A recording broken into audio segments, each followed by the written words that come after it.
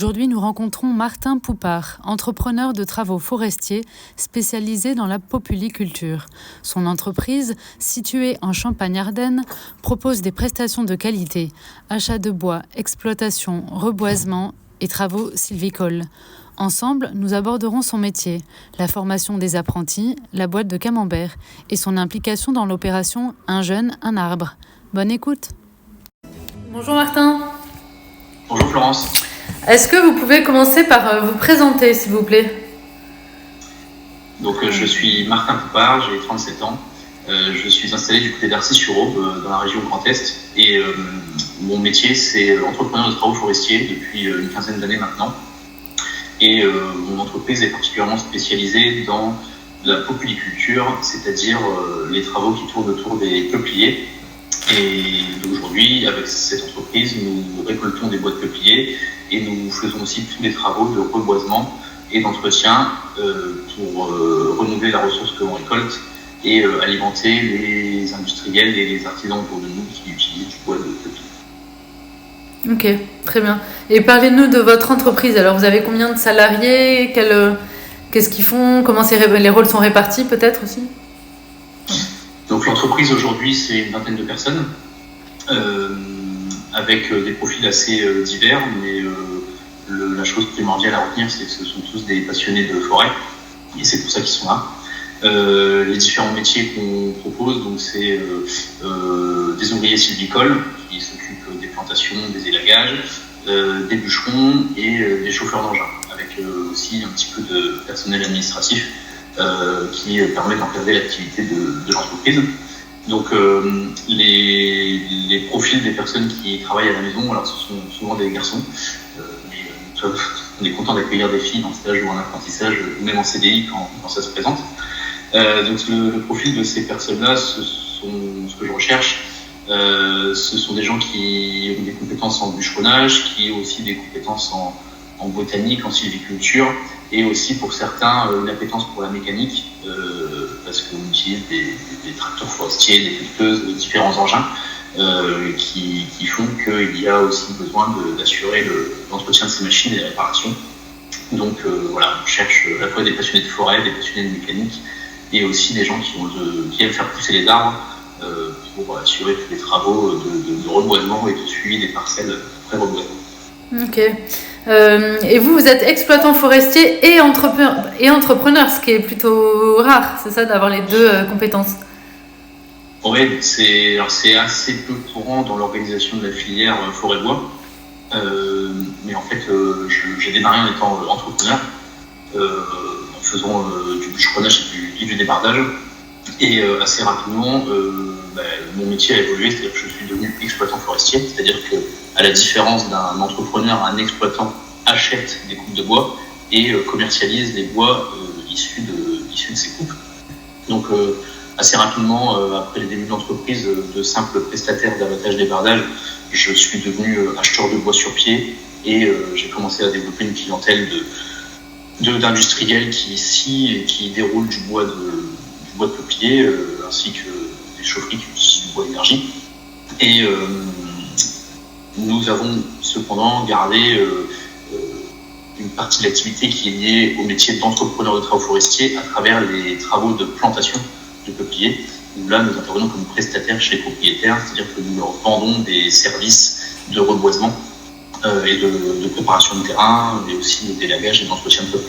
Donc on joue sur les deux métiers, il y a une complémentarité entre les deux, parce que ce soit pour les achats de bois ou pour les travaux de reboisement, on utilise les mêmes engins, ce sont les mêmes personnes qui interviennent, et c'est une de nos forces, à savoir qu'on est capable d'assumer tous les métiers autour du peuplier. Oui, en quelques mots, votre parcours professionnel, peut-être ça pourra inspirer des jeunes aussi de voir tous les différents parcours qui peuvent être possibles. Bon, mes parents sont agriculteurs et je suis un pur produit de l'enseignement agricole. D'ailleurs, j'en profite pour une petite parenthèse par rapport à la spécificité française de l'enseignement agricole qui, à mon sens, est quelque chose de très précieux, d'avoir des établissements qui forment pour les métiers du monde rural, qui sont présents partout sur le territoire, et où bien souvent les élèves qui vont dans ces établissements ont toujours des histoires, des souvenirs, des histoires un peu particulières à raconter quand ils sont passés par l'enseignement agricole. Ça marque toujours, je pense, les gens qui y passent. Donc voilà, j'étais parti pour être agriculteur et cependant les métiers de la forêt m'intéressaient, me questionnaient, bien que je n'ai aucun membre de ma famille qui travaillait en forêt.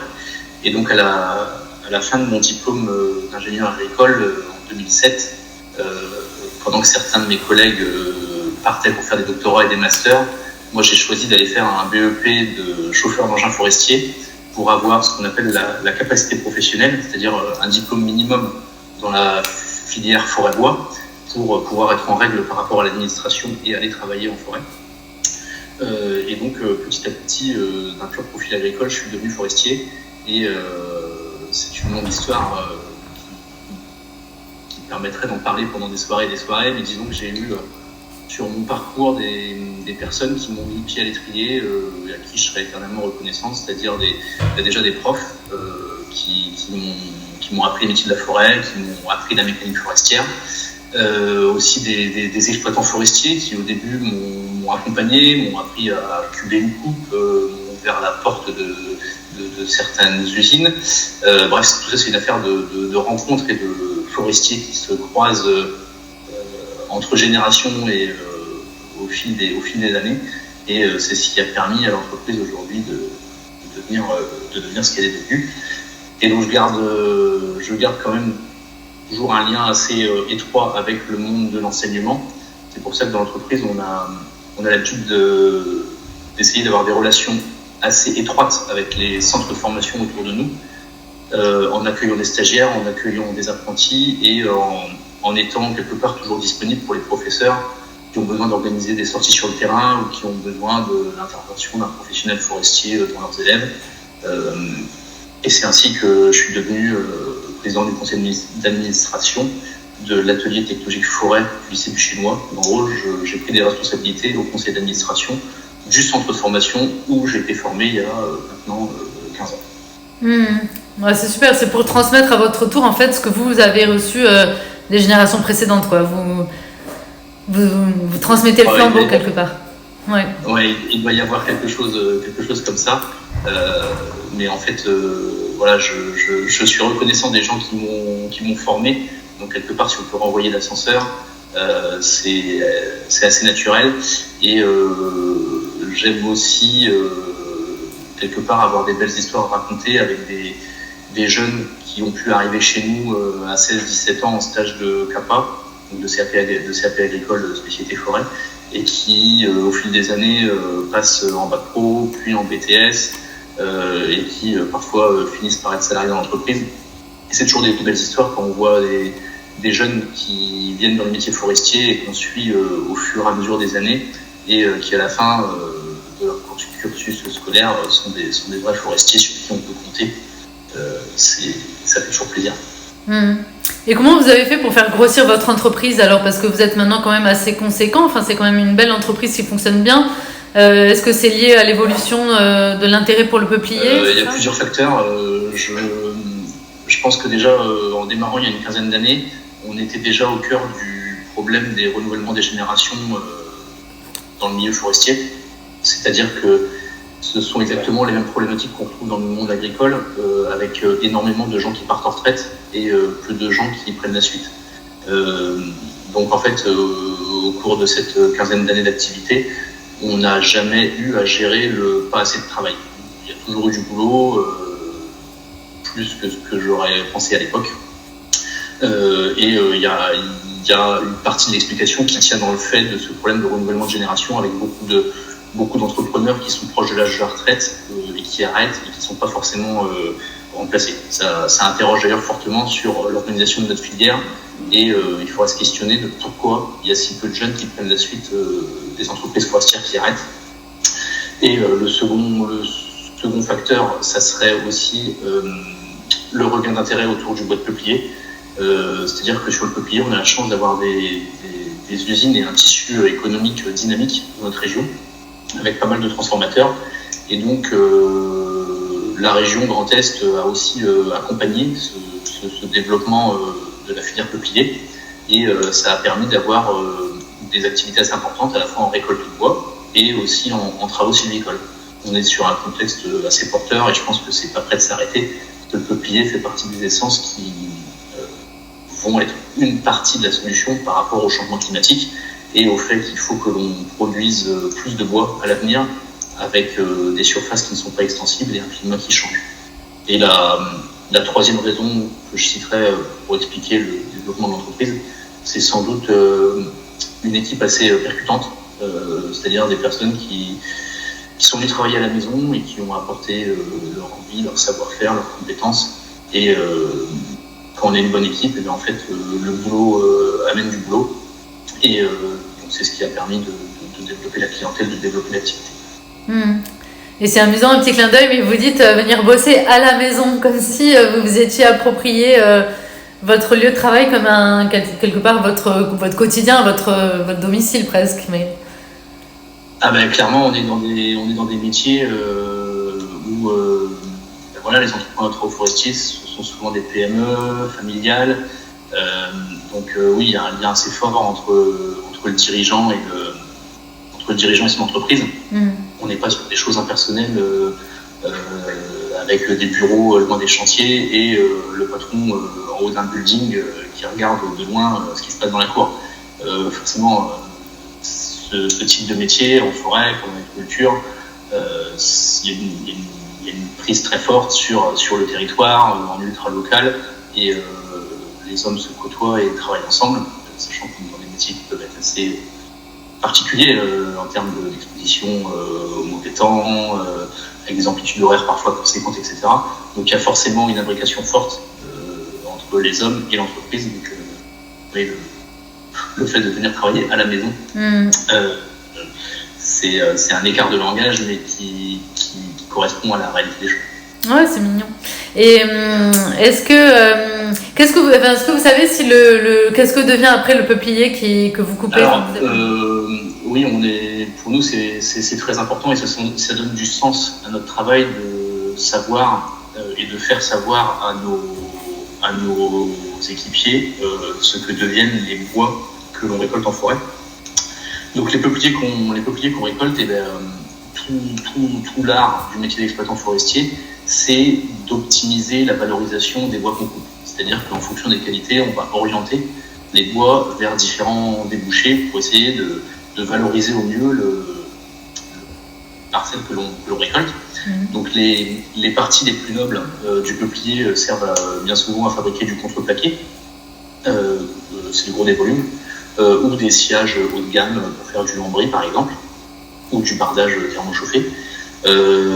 Ensuite, il y a toute la partie emballage léger en bois qui sert à fabriquer des cajots ou des boîtes à camembert. C'est un débouché assez intéressant qui à mes yeux est très important parce que c'est aussi une partie de la solution pour consommer moins de plastique et avoir un rapport à l'emballage qui soit différent de ce qu'on vit aujourd'hui où on génère des tonnes astronomiques de déchets plastiques. Ensuite, les bois, ils peuvent aussi partir pour fabriquer des planches à palettes, tout ce qui est caisserie industrielle.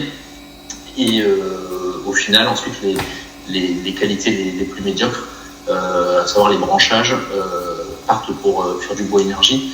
Et pour l'entreprise chez nous, aujourd'hui, on valorise tous nos résidus de coupe en bois énergie qui servent à alimenter les fours industriels de la filière de déshydratation de luzerne et de pulpe de betterave qui est très présente dans notre bassin.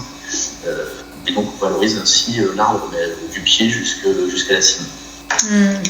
Ouais, c'est ça qui est vraiment beau dans le bois, c'est que rien n'est perdu quelque part. Et puis en plus l'avantage que vous avez avec le peuplier, je crois, c'est que c'est une essence qui a une rotation assez rapide en fait.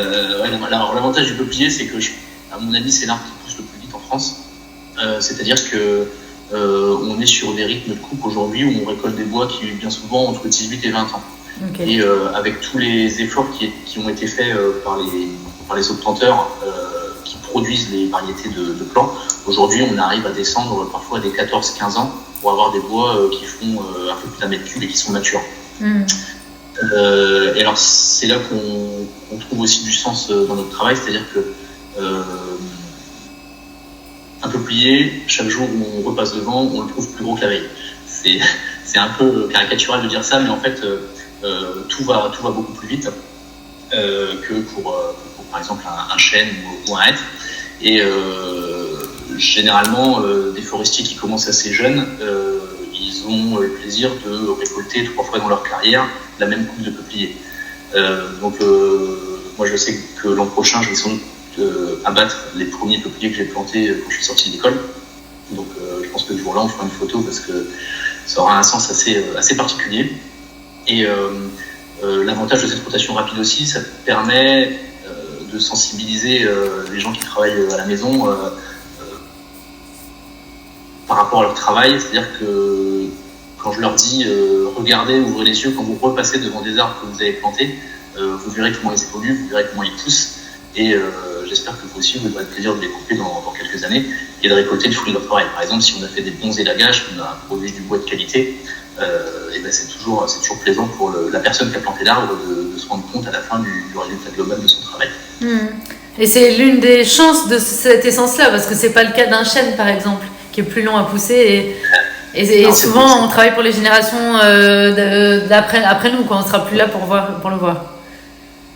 Exactement. Alors, c'est vrai qu'à titre personnel, souvent j'ai un peu des scrupules quand je suis amené à couper un chêne, parce que je suis assez conservateur et j'ai toujours un petit pincement au cœur au moment d'aller couper un arbre en me disant cet arbre-là il est plus vieux que moi et je ne vais faire que le récolter alors qu'il a subi bien des tempêtes et il a été planté par quelqu'un qui est sans doute décédé depuis des années. Ça m'est arrivé par exemple de devoir récolter des bois dans lesquels il y avait encore des traces des combats de la guerre 14, parce qu'on est pas très loin des champs de bataille de la bataille de la Marne. Le jour où on coupe un frêne, en l'occurrence c'était des frênes avec des éclats d'obus qui datent de 1914 dedans, ça interroge. Donc j'essaie toujours de traiter avec beaucoup de respect les arbres qui sont plus vieux que moi. Par contre, l'avantage du peuplier, c'est qu'il y a un peu moins ce pincement au cœur. C'est-à-dire que quand on récolte un arbre qui a une quinzaine d'années et qu'on le replante la semaine qui suit, on se dit qu'on n'a pas simplement récolté les fruits du travail de notre grand-père et que quelque part on est rentré dans un cycle où on a fait les choses de manière assez vertueuse pour respecter le passé et aussi être serein par rapport à l'avenir en se disant qu'on a replanté les arbres qu'on a coupés. Et est-ce que le changement climatique, oui, c'est ça, impacte le peuplier? Enfin, est-ce que c'est du coup ça ralentit la pousse ou pas forcément, ou c'est une essence qui n'est pas du tout perturbée par ça? Le peuplier est une des essences qui va le mieux s'en sortir par rapport au réchauffement climatique parce que à partir du moment où elle a suffisamment d'eau pour s'alimenter, elle se comporte très bien quand il y a des grosses chaleurs. Alors ça veut dire qu'il faut rester vigilant sur les terrains où on les plante. C'est-à-dire que si c'est des terrains où on sait que la pluviométrie va être limite, il vaut mieux pas planter. Par contre, dans des vallées où malgré le réchauffement climatique, il y a toujours un bon approvisionnement en eau du sol, il n'y a pas de problème et au contraire, les peupliers poussent d'autant plus vite. Après, l'impact du réchauffement climatique que nous on constate tous les jours, c'est plus sur le frêne, parce que le frêne pousse souvent en bordure de rivière, un peu dans les mêmes terrains que le peuplier. Et par contre, on voit vraiment avec un gros pincement au cœur des hectares et des hectares de frênets qui sont complètement dépérissants et sur lesquels on ne peut pas entreprendre grand-chose. Et donc souvent, le peuplier peut être une des essences qui est mise en remplacement des frênes qui meurent de la calarose. Ah oui, la calarose qui attaque les frênes, ouais. La calarose, c'est quoi? C'est un champignon? La calarose, c'est un champignon qui, dans un premier temps, fait sécher les rameaux des frênes et en stade ultime, nécrose des racines. Et quand les racines sont nécrosées, au premier mouvement, le frêne bascule. Et donc, dans les territoires où on travaille, en bordure de vallée, on est très souvent amené à récolter des frênes qui meurent de la calarose. On commence à voir des frênes qui, a priori, résistent et semblent moins atteints que les autres. Donc, ça laisse entrevoir une lueur d'espoir qui fait que tous les frênes ne vont pas disparaître. Mais l'avenir de la production de bois d'œuvre de frêne est assez inquiétant. Ouais, ok. Et quels sont les points essentiels de votre vision du métier? Est-ce que vous pouvez nous dire des mots? Rien ne se fait sans des hommes et des femmes engagés en forêt. Alors, pouvez-vous développer? Alors, à travers mon engagement syndical chez Entrepreneurs des Territoires, qui est l'organisation qui représente les entrepreneurs de travaux forestiers, c'est vrai que j'ai toujours été sensible et j'ai toujours essayé de défendre la place des entrepreneurs de travaux forestiers, parce qu'on se rend compte que dans l'organisation de notre filière, mais effectivement, rien ne se fait s'il n'y a pas des hommes qui vont bosser en forêt, alors des hommes, des femmes, des jeunes, des moins jeunes. Ces métiers forestiers nécessitent souvent des investissements physiques, humains et capitalistiques assez importants. Et il y aura peut-être certains curseurs à faire bouger pour que ces métiers-là soient mieux rémunérés, mieux valorisés et qu'on donne un peu des perspectives d'avenir intéressantes. Ce qui apportera d'ailleurs sans doute une solution au problème de renouvellement de génération. Donc je peux être assez critique par rapport à des choses qui se passent au niveau renouvellement forestier, etc., où on parle de plantation, on parle de finance carbone, on parle de plein de choses pour essayer de s'adapter à l'avenir, mais on oublie souvent de parler de la personne qui va aller mettre le coup de pioche pour planter l'arbre. Donc aujourd'hui, les travaux sylvicoles, les plantations ont vraiment le vent en poupe. Je pense que l'État fait vraiment le boulot en abondant financièrement de manière très correcte pour financer ces travaux forestiers pour essayer de lutter contre le réchauffement climatique. Mais n'oublions pas qu'au bout de la chaîne, il faut quelqu'un avec une pioche à planter pour aller planter l'arbre dont on espère qu'il va être l'avenir de la forêt. Idem pour les métiers de bûcheronnage et de débardage. Ce sont des métiers dangereux, usants physiquement, donc ça, il faut l'avoir en tête et peut-être travailler pour redonner un peu ces lettres de noblesse à ces métiers-là qui sont indispensables, parce qu'aujourd'hui, sans bûcheron, sans débardeur, il n'y a pas de bois qui rentre dans les usines, donc pas de bras, pas de bois. Et ça, c'est très vrai. Pas de bras, pas de bois. Non, c'est vrai. Et pas de bois, pas de... Et là, je fais un petit parallèle. Il y a une campagne de com canadienne en ce moment. Pas de bois, pas grand-chose. Et c'est très marrant parce que pas de bois, pas de porte, pas de meubles, pas de cagette et compagnie. Enfin, tous les usages du bois.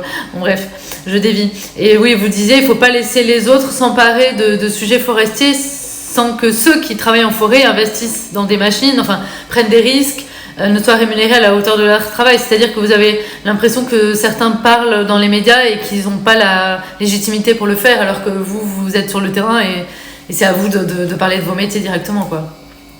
Ouais, oui, il y a un peu de ça.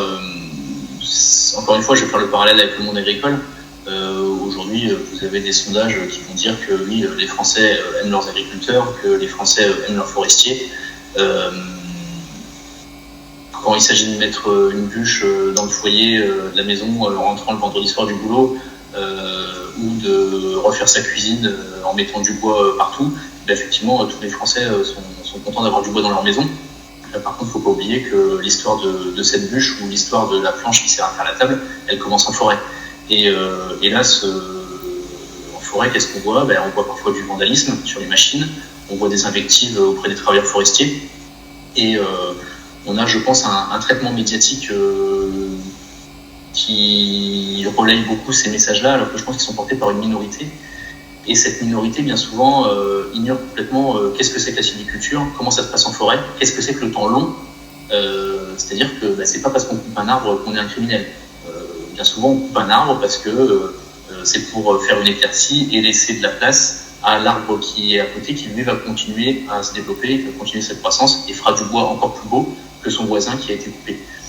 Et voilà, il faut vraiment que l'ensemble de la société se reconnecte à la réalité de nos métiers ruraux, à la réalité de la forêt, à la réalité de l'agriculture, et qu'on sorte de ce climat qui est très compliqué, où en fait, simplement par méconnaissance totale des métiers forestiers, certaines personnes vont se répandre pour le mieux en invective, pour le pire en injure, voire en dégradation.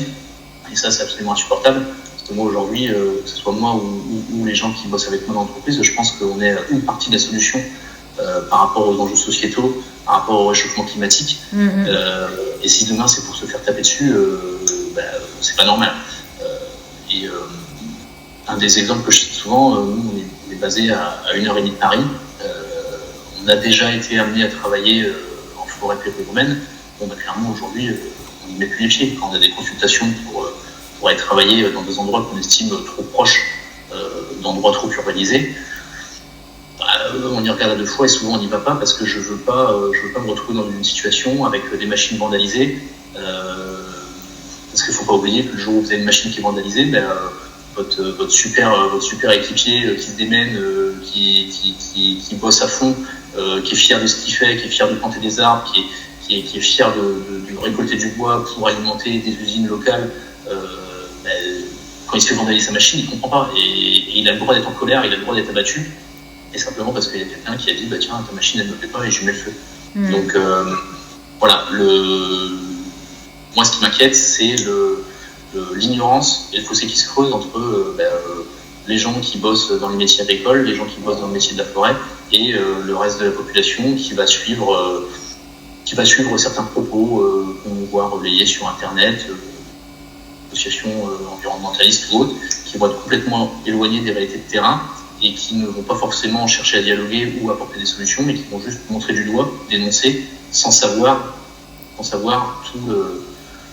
tous les bienfaits, au long de mots, les bienfaits apportés par les gens qui travaillent en forêt pour que la France reste un pays boisé, avec des forêts gérées durablement, et qu'on essaye d'être en phase avec l'avenir climatique un peu compliqué qui nous attend.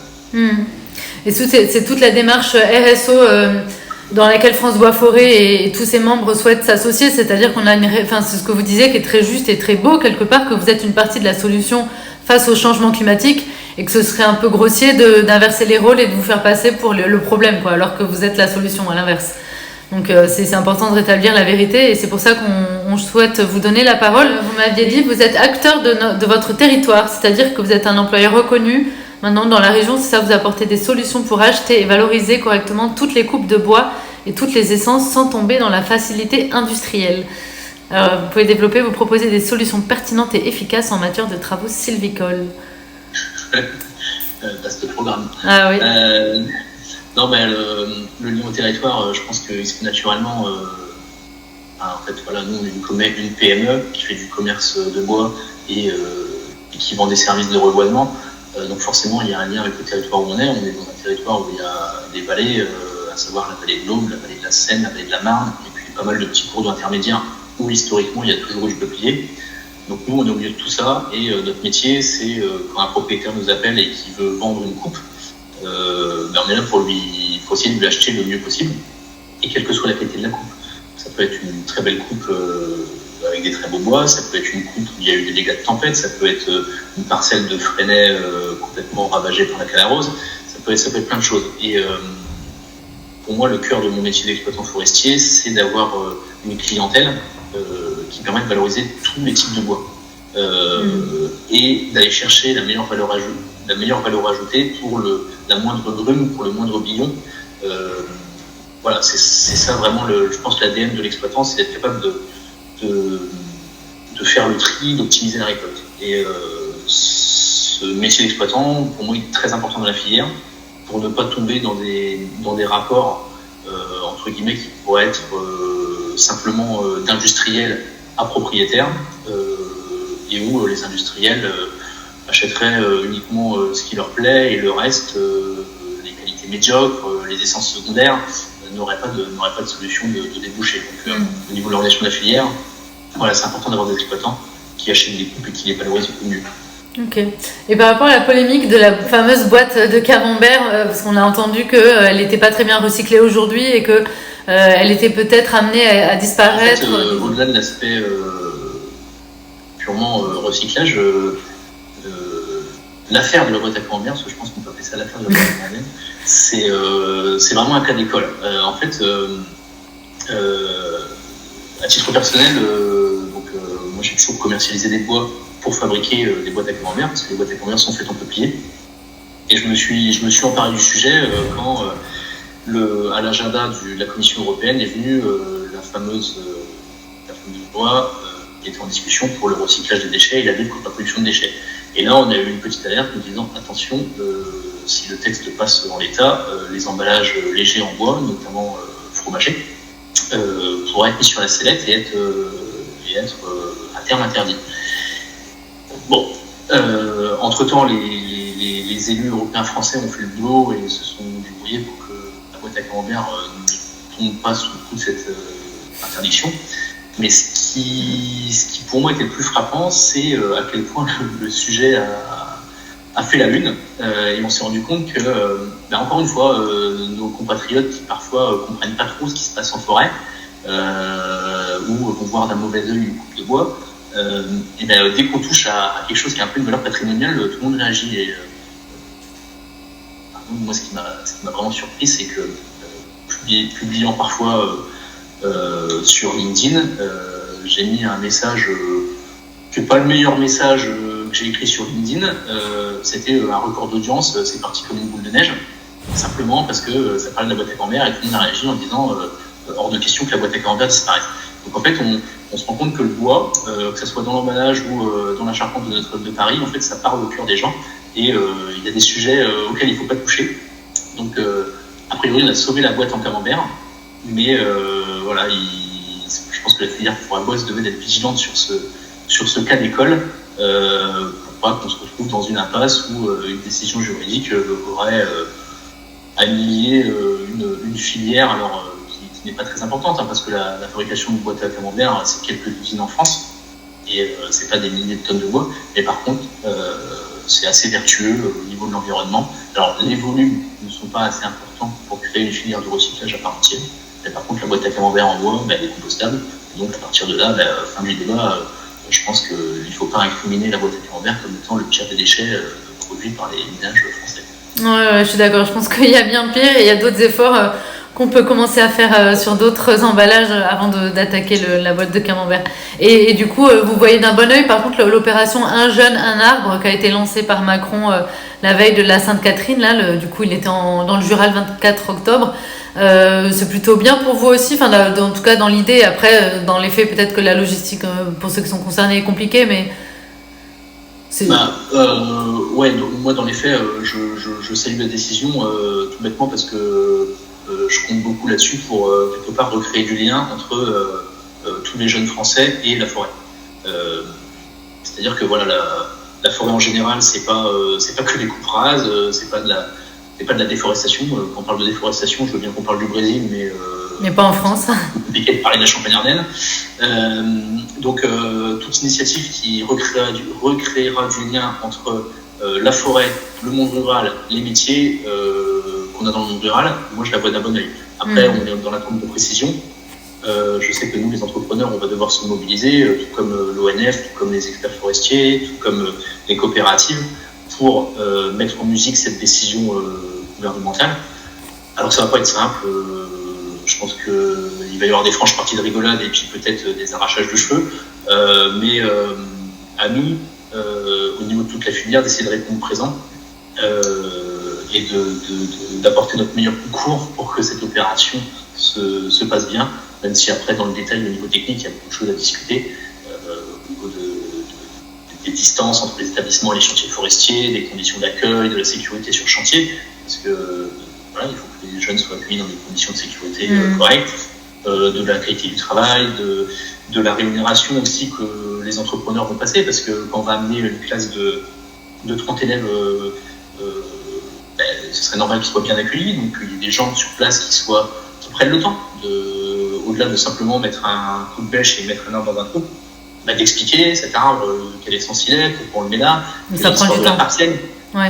Donc ça prend du temps. Donc voilà, au niveau syndical, on attend un peu des précisions pour voir quel budget on va avoir pour organiser ça, pour organiser quelque chose digne de ce nom, et que tout le monde se souvienne de l'arbre qu'il aura planté quand il avait 15 ou 16 ans en 2024, et qu'il ait la fierté de le repasser devant quelques années après, comme je l'évoquais tout à l'heure.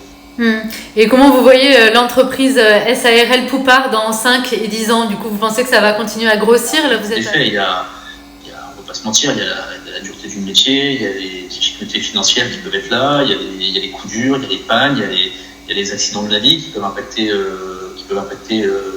les membres de l'équipe. C'est clair que quand j'ai démarré en 2007 ou 2008, je ne m'attendais pas du tout à ce que l'entreprise ressemble à ça aujourd'hui. Donc je serais bien incapable de dire à quoi elle va ressembler dans quelques années. Après, ce qui est clair dans ma tête, c'est qu'il faut rien lâcher pour que déjà l'entreprise fasse ce qu'on attend d'elle, c'est-à-dire être à la hauteur des enjeux, être bien installée dans son territoire, garder sa porte ouverte pour les passionnés de forêt qui voudraient venir rejoindre l'équipe. Et puis après, voilà, je ne peux pas tout dire, mais il y a des changements en cours en interne pour impliquer encore plus certains salariés, repartir sur un projet collectif qui ne repose pas uniquement sur mes épaules, mais qui soit plus partagé avec les cadres d'entreprise. Il y a toute une histoire qui va continuer à s'écrire. J'ai la chance d'avoir une équipe assez jeune, là, sur les 20 personnes, je crois que la moyenne d'âge est à 28 ans, ce qui est assez rare en forêt. Après, la question, c'est qu'est-ce qu'on fait de cette jeunesse, qu'est-ce qu'on fait de cet enthousiasme, sachant encore une fois que la forêt, c'est un jour une surprise. Et des fois, c'est des bonnes surprises, mais c'est souvent des surprises un peu moins sympathiques. Ça peut être des difficultés mécaniques, ça peut être des difficultés humaines, ça peut être plein de choses. Et la seule chose que je peux dire, c'est que c'est des métiers qui demandent énormément de force morale, et en fait de savoir s'entourer, de pas être seul, parce que c'est des métiers qui sont pas comme les autres. On n'y vient pas par hasard et on n'y reste pas par hasard non plus. Donc tous ceux qui ont s'y lancer, je les invite à s'y lancer. Mais c'est dur, mais ça vaut le coup de se mettre dedans, parce que quand on voit les inquiétudes qu'on peut avoir par rapport au climat qui change, par rapport à la société qui change, on peut franchement être inquiet. Là, je me dis que là où on est, au fin fond de notre vallée de l'Aube, voilà, on joue le jeu qu'on doit jouer, on essaye de faire ce qu'on a à faire, de le faire bien, de le faire en gardant du sens, de le faire sans hypothéquer l'avenir, de le faire en étant correct par rapport au monde qui nous entoure, en étant correct par rapport aux gens qui travaillent chez nous. Enfin, voilà, c'est une aventure de tous les jours. Il faut s'approcher, mais voilà, ça réserve aussi certaines satisfactions. Mais c'est un combat quotidien. Ouais. Merci Martin pour toutes ces explications sur votre quotidien, et aussi bien les difficultés qu'on entend, et en même temps tout l'enthousiasme et quelque part le plaisir que vous avez à travailler dans cette filière forêt-bois, et tout le... Et voilà, quelque part, on sent que vous êtes quand même heureux d'avoir choisi cette voie-là, donc c'est chouette.